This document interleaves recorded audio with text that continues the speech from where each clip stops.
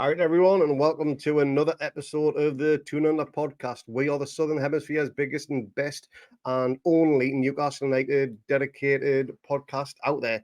Joining me today, I've got Dimi, who is down in Melbourne. Today, we're going to be talking about the defeat away to Dortmund in the Champions League, but also previewing the upcoming away game in the Premier League to Bournemouth. How are you doing, mate? Not too bad, mate. It's bit under the weather down here, which is not great when summer's just about to come. But yeah, it's a disappointing Champions League morning yesterday, and obviously we had our issues here in Australia with good old Optus coverage, where we lost internet for the second half, which was not ideal. But yeah, it's could be better Champions League wise, but otherwise I'm doing not too bad. Yeah, we're not going to dwell too much on the defeat to Dortmund, game one, because we didn't really see the game due to the lack of internet coverage and poor coverage from Stan Sports, where it just stuttered and lagged pretty much the entire game for when we did get a signal. But also, we do have to acknowledge the defeat, but again, we're not going to dwell on it. We will spend most of the time on the Bournemouth preview. But for what you did see of the game, Dimi, that opening first half, was very cagey, very defensive from our point of view, and it just didn't seem like our usual front foot attack-minded game. Do you think we were a little bit nervous, very on edge to begin with, given the result back at St James's a fortnight ago?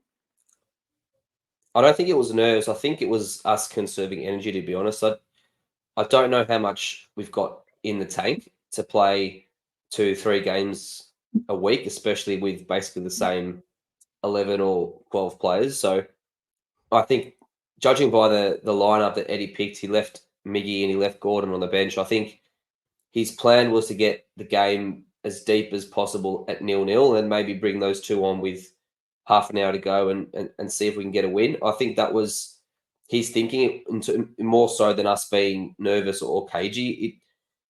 The squad that we've got, we would love to go there and have a go at them and attack and play the way we want to play, but it's just not possible for us to play like that at the moment, especially with the threadbare squad we have. We can't risk any more injuries in this squad. I mean, we're losing a player, more than one player a game now, and we're already down 10 or 11 first-team players. So I think Eddie didn't want to risk any sort of muscle injuries or impact injuries in that first half, especially. So that's probably why it was a bit more of a cagey performance by us. Yeah, it wasn't the performance we normally come to expect from Newcastle, but that's one of the reasons why Dortmund are also a team that have just played their 150th Champions League game. They are very well experienced in how to see teams like us off, inexperienced teams that know that we have to go there for a win. But it was an almost very Germanic performance from them, very organised, very pinpoint, accurate type thing. And when they got that first goal, I think you could pretty much tell from not necessarily the players, but the overall way on social media and everything I get from what we could see, but that is, of how the game was going to go until Eddie made some changes at halftime and done his usual rocket up the backside. And we did actually go for a bit of a fight in the second half.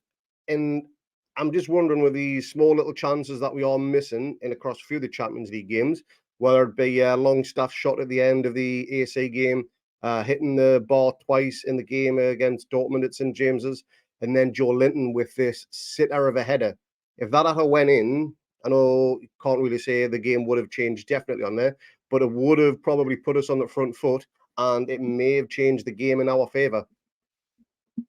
Yeah, that was a huge miss. I mean, Champions League games, they're of the highest quality in Europe, and you're not going to get countless chances a game. You need to be clinical when you get your chances. And that Joe Linton header, it was a fantastic cross by Tino, and he made a beautiful run into the box between the defenders. And I mean, from that close, he just had to hit the target. He hits a target, he scores, and he makes it 1-1 there with 35 odd minutes to go. It's a completely different game. Maybe Dortmund get a bit nervous because they've just come off a 4-0 loss to their rivals Bayern Munich on the weekend. Maybe they get a bit nervous and we maybe sneak the second goal. But even if we don't sneak the second goal, a draw wouldn't have been the worst result in my mind. So it was a huge moment that we missed. And across both Dortmund games, you can say that we've had our moments. We just haven't been clinical enough. It seems we took all our chances in that game against PSG and were scoring Yeah, goals from staff scoring,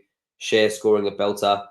But the last two games, we've had our moments, but we haven't taken them. And Dortmund, to their credit, have. I just don't think we've shown probably our best performances in the last two Champions League games. And Dortmund, not that they've got lucky or anything like that, they've probably deserved on the balance of play to beat us, but they haven't seen what we can produce at our best, and it's a bit disappointing that we haven't been able to sort of take one of those chances that changes a game. I mean, goals change games more than anything. So any of those chances that we take, I mean, if you look back to that first game, Wilson had a chance, a similar moment of the game yeah, to Joe Linton. I think it was before the hour mark. It was 1-on-1, maybe 8 yards out, and he hit it straight at the goalkeeper. I mean, we could be talking about a completely different Champions League scenario if either of those chances are taken. They weren't, but like you said before, Craig, they're an experienced team in this forum. We're not, and we just got to take the lessons and hopefully be better in the next game. yeah. That's exactly it. And I think, I mean, what actually, I'm going to come to the second goal and the build up to it, where it was a pretty flat free kick from Trips out on the left. Pretty much hit Yeah, the first man. They clear it. And we only had one man back. They pretty much had two. I think it was Lascelles who was back for us. And Tino. Tino back. And yeah, it was a 2-against-1 situation. It was pretty much going to be a foregone conclusion what was going to happen there. Do you put the blame on the team for going that gung ho that relatively early stage in the second half when there was still a lot of time to be played, or do you think it's a case of let's go for the get the goal now, and if we concede another, so be it. At least we can say we've had a go. I don't even think we're going that gung ho. I mean, the set piece was in the final third. It was a moment to get everyone up. Tino stayed back.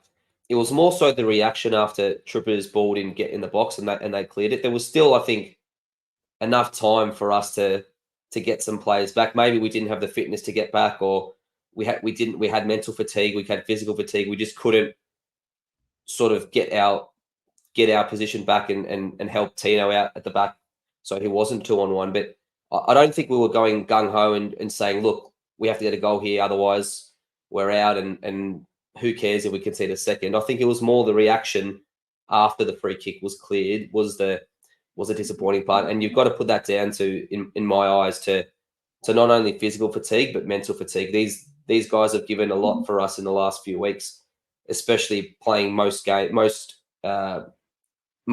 really 3 or 4 days. The same team has been playing, so they look physically and mentally cooked, and that was just another example of that they couldn't muster the energy to chase back when Dortmund were pressing. Yeah, it's one of the very few times I'm actually looking forward to the international break coming in now, just so the Yeah, players can get a little bit of a break. Otherwise, I hate the yeah, international break. I think we all do. yeah. One concerning point of that game, apart from the obvious defeat, is Wilson going off with a potential tight hamstring. I thought it was a tactical sub at halftime. Again, my coverage of the game was so bad, I didn't realize he went off with a potential injury, or it was just a case of let's rest him before it gets any worse. Your thoughts on Wilson going off at halftime, and do you think it was more of a precaution, or do you think he is actually injured?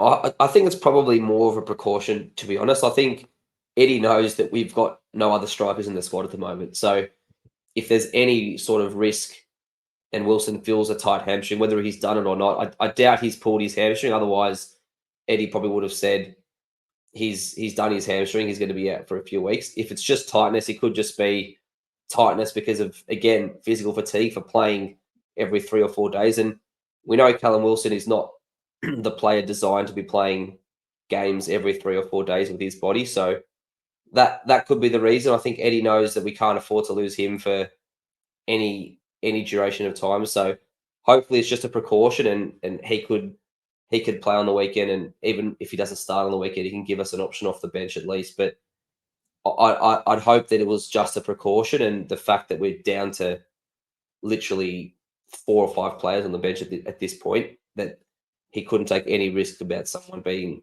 even sore at halftime. Yeah, nah. I think I agree with you on that one. I think it's more of a precaution than anything, and hopefully he's not in Gareth Southgate's thoughts for the England camp. I don't know if the squad's been announced yet. If it has, let us know in the comments below. Otherwise, hopefully he's Gareth is not on the phone of that one saying come and join us for the game against Malta and so on. But game's wrapped up. We lose 2-0. On the balance of play, it was probably a fair result. We did give it a go, obviously. You know, we had the majority of possession. We ended up with, I believe it was 54% possession on that one. 10 shots with 5 on target, 4 corners. So it's not as if we just sat back, absorbed all the pressure, kind of like what we did at Milan. We did give it a go. Just they caught us on the counter and a well orchestrated first goal. So, but again, you know, the group is still far from over. It was called the group of death for a reason, not because we are apparently the whipping boys, but any one of the teams could still drop out of this competition altogether or drop into the Europa League. So this is the table as it stands right now. So Dortmund on top with 7, PSG in second on 6, AC in third on 5, and us unfortunately at the bottom on 4 points. Obviously, all 4 teams have still got 2 games left to play. We can get a maximum of 10 points from this group now with the 2 games left. 2 pretty tricky games, one PSG away and then AC Milan at home. Now, I've done a little bit of maths with this one, and if Dortmund can get a draw, at least a draw against PSG, we can draw against PSG and beat Milan. On the balance of play and the head-to-head, we could still finish second on that one, and Dortmund or Milan would drop into third or fourth respectively. Do you think that's definitely a possibility?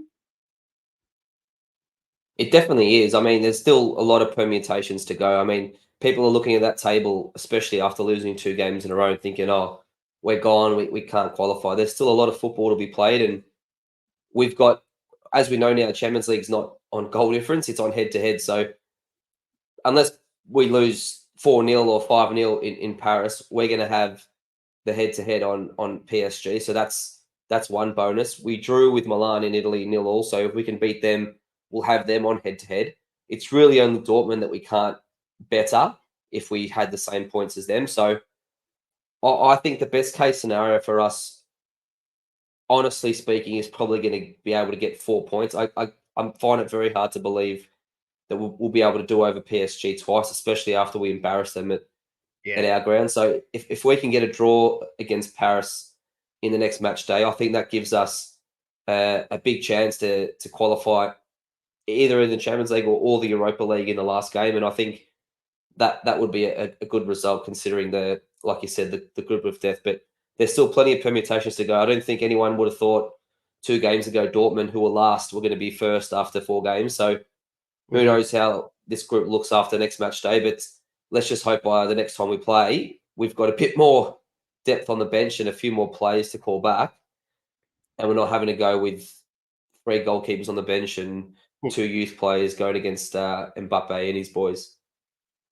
Yeah, I mean, a pointed PSG would be absolutely massive, to be honest, because not only does that put PSG in a very tricky situation going into their last game against Dortmund, it will be. And I Dortmund think it's at away. Dortmund Dortmund the last away. game as well. Yeah. Yeah. Yeah. So that final game, if we can get a draw in Paris, could be absolutely massive.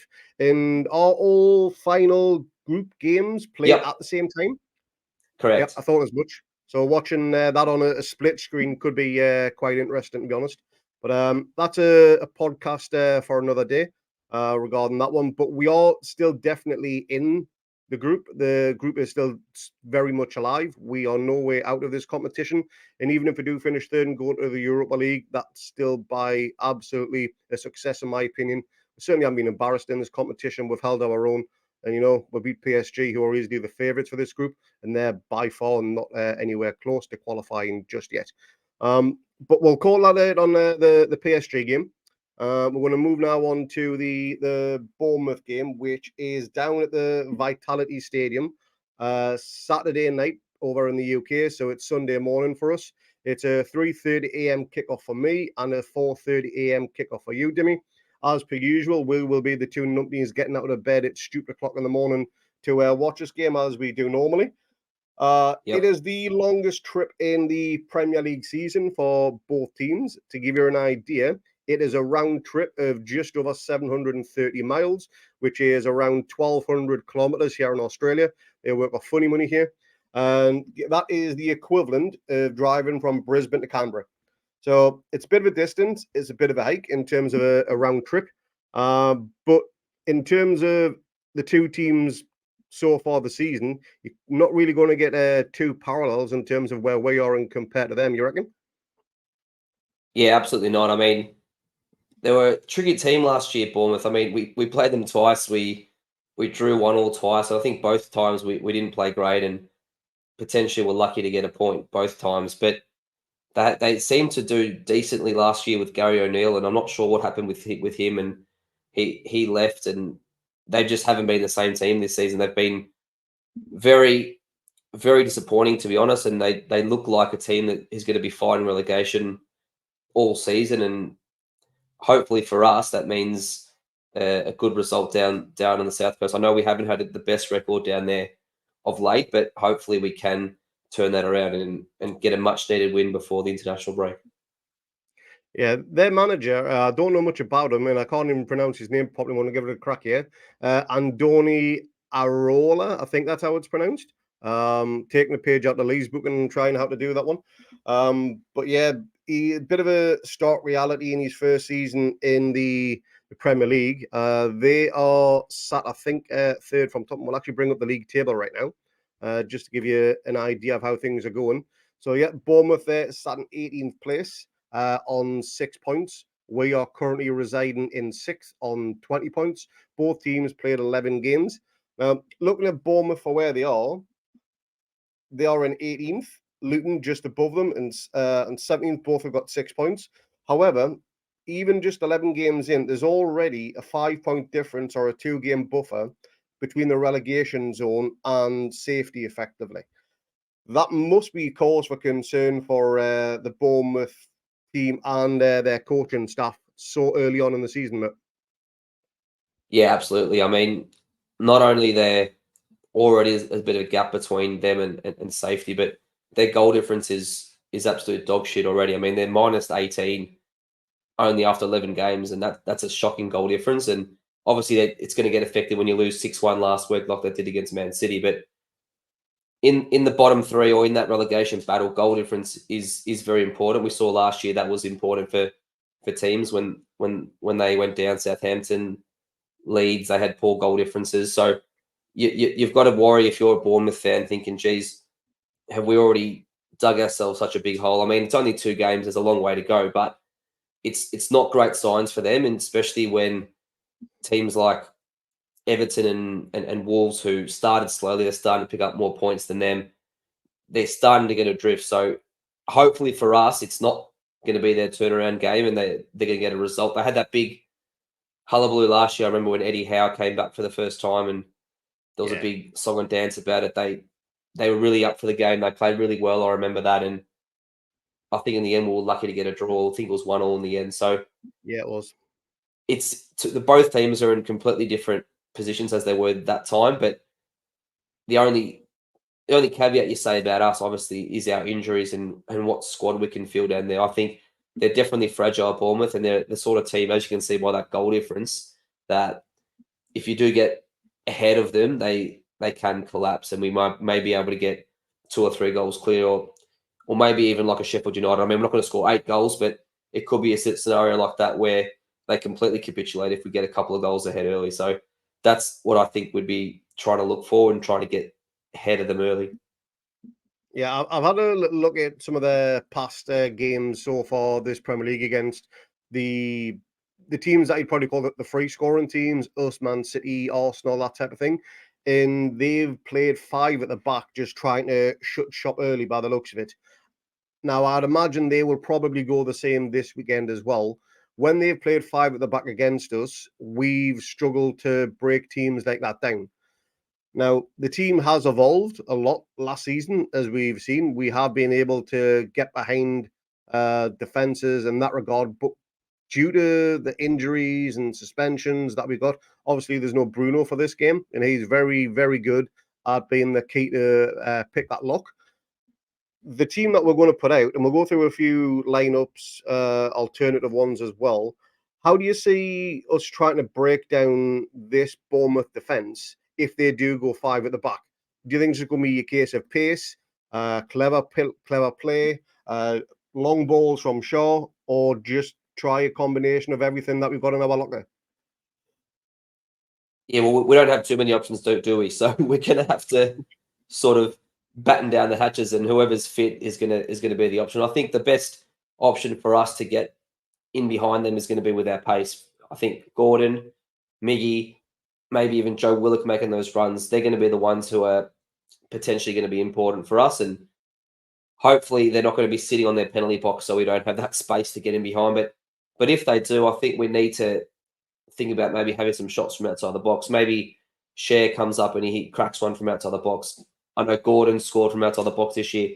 We've seen Miggy do it before as well. I think this sort of game is going to need all hands on deck. And when we don't have a player like Bruno, we don't have Isaac, we don't have some superstar players around the box, we're going to have to try something different. So our best option in my mind will be our pace and getting in behind. And if they are too deep, maybe to have some more shots than we normally do from outside the box.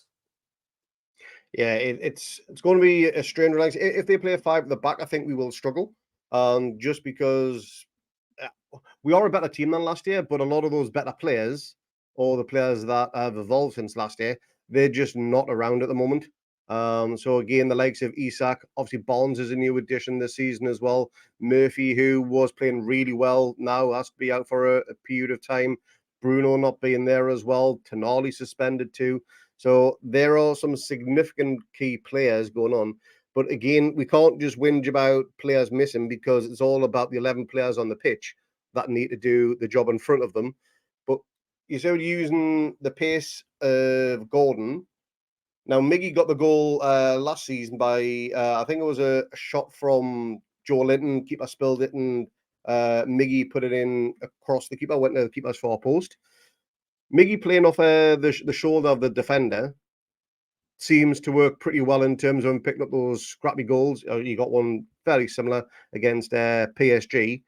Could this be the type of game where, if they do even go with four at the back, where Miggy can expose that again? I think so, yeah. I think Miggy's very good at getting in behind, and he's got electric pace. And even though he's got that one move where he cuts it on his left every time from the right, it seems to work because he's been scoring goals doing it the last year and a half. So I think, yeah, you're right. Him playing on the shoulder is very important. We are going to miss Bruno, because that triangle between Bruno, Trippier, and Miggy does work very well. Hopefully, whoever steps into that role, we'll talk about in a minute, can continue that. But I think it's going to be important to feed Miggy as early as possible when they're not set, because that's where we may be able to get some joy. And like you said, five at the back, four at the back, whatever it is, we can't complain. We're just going to have to break them down. And if we want to be the team that we think we are, and a European aspiring team, these are the sort of games we have to win. Doesn't matter who we put out in the park. Yeah, absolutely. Bournemouth, they are, as we've already talked about, they are pretty much fighting for the Premier League survival already. They do need to come out and fight.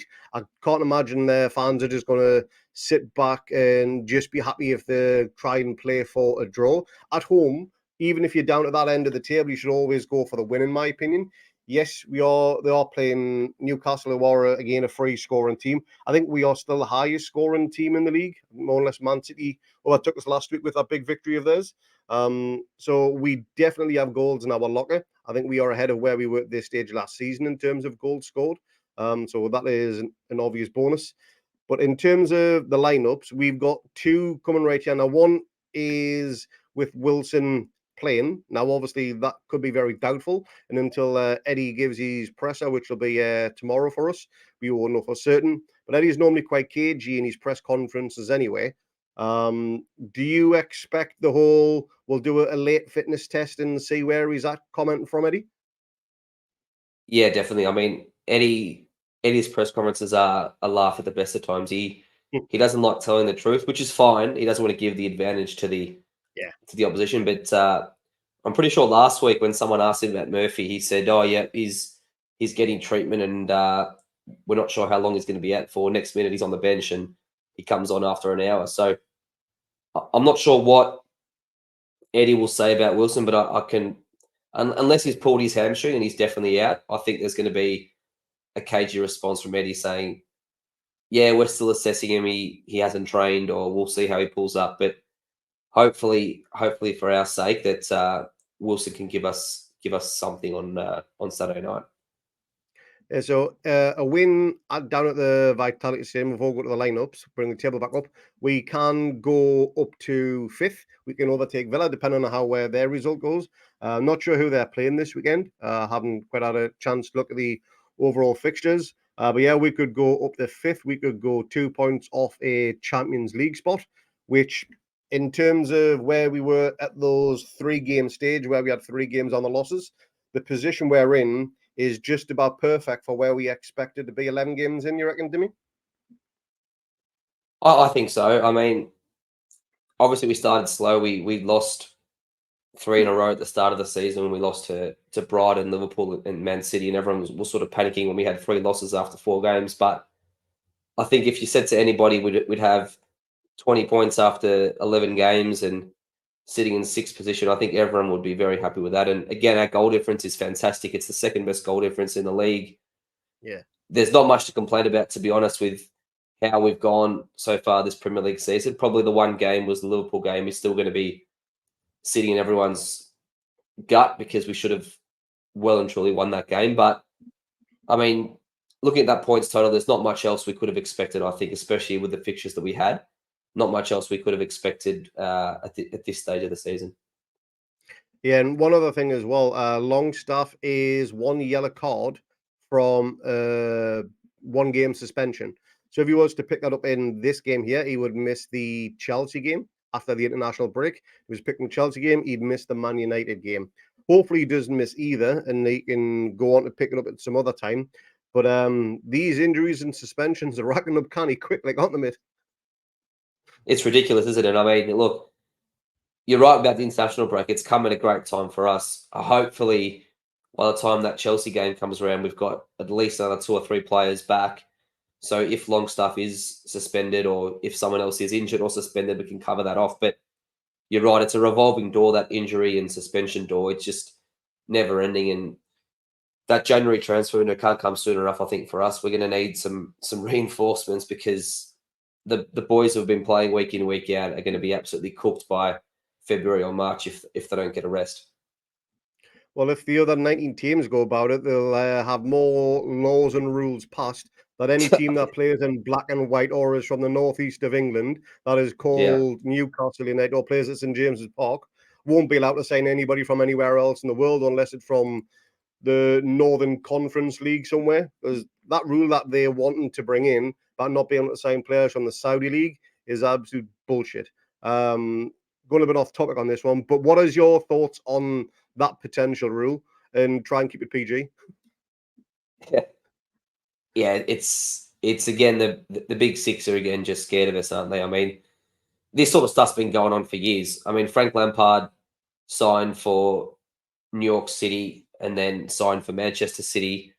Watford and Udinese have had an agreement between those 2 clubs for years, and they used to loan players back and forth for ages.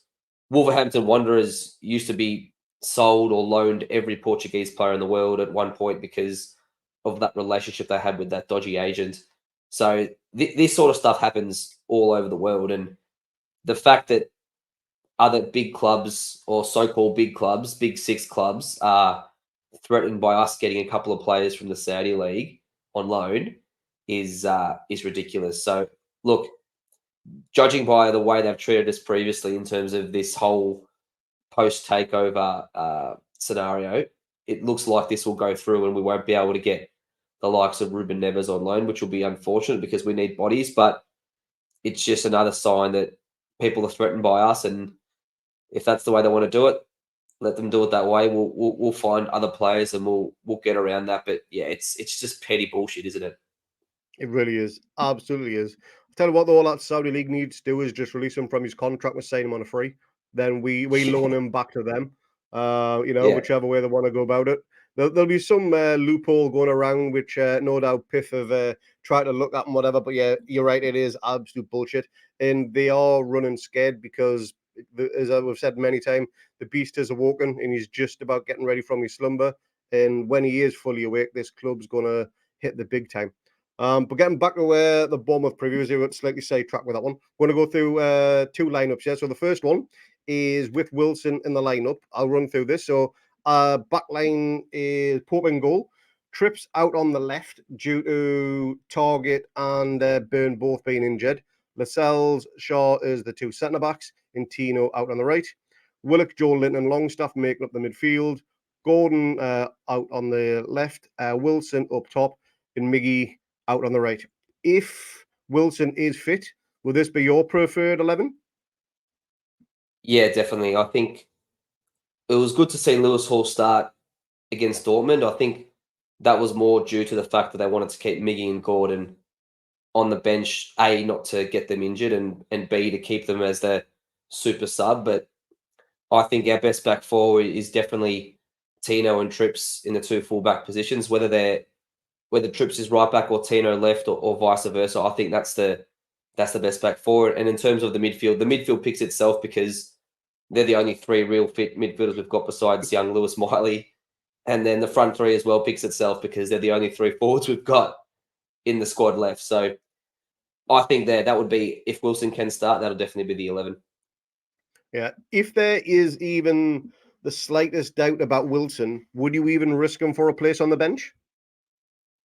I would, only because there's an international break coming up. So if there was another game coming up next week, I would say no, let's not risk him. But if he's declared fit enough to play even half an hour, I would keep him on the bench for that half an hour because we may need a goal in the last 20 minutes or 30 minutes. And if you remember the game against West Ham, the one we drew 2-2, he was on the bench that day and he was only supposed to come on in an emergency situation. And that ended up being Isaac's injury, which he's still out for now with.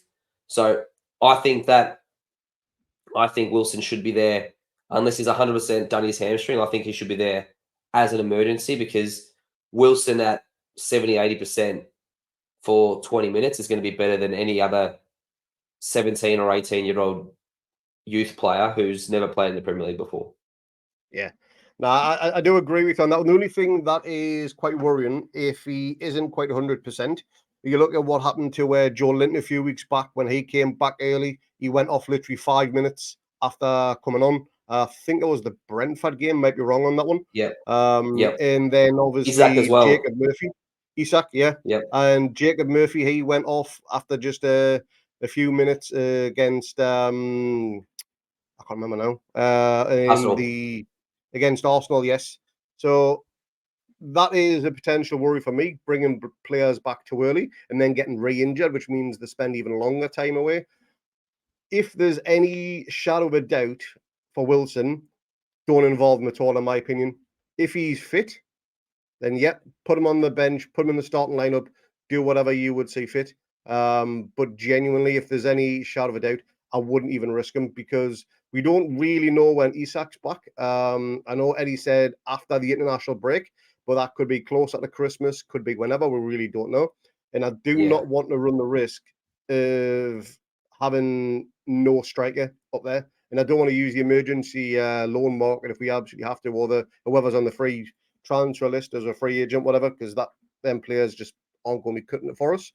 But that is with Gordon in the lineup. Now, you put together a starting 11 if Wilson isn't available. And I'll let you run through this 11 right here for you, Matt. Yeah, so the back five is the same. The change that I would make if Wilson is out would be bringing Lewis Miley into the midfield and pushing Joe Linton into the front three. And that means Gordon becomes our number 9 or false 9, if you like. And probably, again, we don't have many more options than that. That's probably the only option we can make at this stage. But I think Gordon has shown that he can play that number 9 role and play off the shoulder as Miggy does. And that Joe Linton and Willett combination has worked well, especially last year on the left-hand side. So that wouldn't be the worst option for us. And Lewis Miley, look, he's him himself is coming off glandular fever, so he can't be 100% fit. So who knows if he can even start? It could be Matt Ritchie starting, God help us. But that's how I would go. I'd go Lewis Miley if Wilson isn't fit. Miley for his first Premier League start, and then get Gordon as the number 9. Any reason why you've omitted Lewis Hall from that potential midfield? I'm not sure Eddie wants to play him upfield because he started him from memory in the midfield against Man City in the cup game, and I think he quickly moved him back to left back because he was a bit out of sorts and not sort of in his right sort of frame of mind or position. So I think Eddie wants to bed him down as a left back, and we've seen his roles for us since then have only been as a left back. They haven't been on the wing or haven't been in the midfield. So for me, I think Miley has looked comfortable even against Dortmund. What we saw from him against Dortmund, he was very good on the ball, comfortable, calm, and what we saw in the preseason as well, he was very calm on the ball. So he wouldn't look out of place in the midfield for me, Miley, and I think he would give us the best option in terms of that midfield 3. Yeah, I mean, as everyone on the podcast knows, I am pretty much Lewis Miley's biggest fan. I think this kid is going to be an absolute superstar for us. And I would love to see him get at least half an hour's worth of game time. And with the bench being as thin as your hairline, mate, it's going to be literally a case of who gets on, maybe because of injuries, because we seen in one of the previous games where Eddie, I don't think he made any subs, he made just one, and as if he just didn't trust who was on the bench to see the game through. Do you think that could be the case here? Because again, we've got the international window coming up and those players can have a said rest. I think so, especially if the game's going in our favour or we're holding on to a 1-goal advantage. I don't think he's going to want to put on players just for the sake of it. He's very big on structure and keeping the right system going forward, and he won't just throw players in for no reason. So although we might want to see the team rotated at points, I think he's going to try and, especially if the game's close, keep to that standard or that core 10, 11 players that he's been using and seeing how much he can get out of them, especially with a 2-week break coming up. Yeah, it's this international break is coming at an absolute perfect time for it. Really has. Now, one other thing from the lineup. Now, I'm just going to bring it back up again here. I was meant to mention this before. You would have the option if you wanted to, and I know we've had this discussion many times before. Keep maybe Gordon on the left and play Joe Linton up front. Yes, he's not a natural striker. We know that, although he was signed as a number 9 as a striker, but that is by far not his best position. But it's probably not Gordon's best position either. Is there a reason why you didn't go with Big Joe up top, knowing how good he is on latching onto those long balls from Shaw?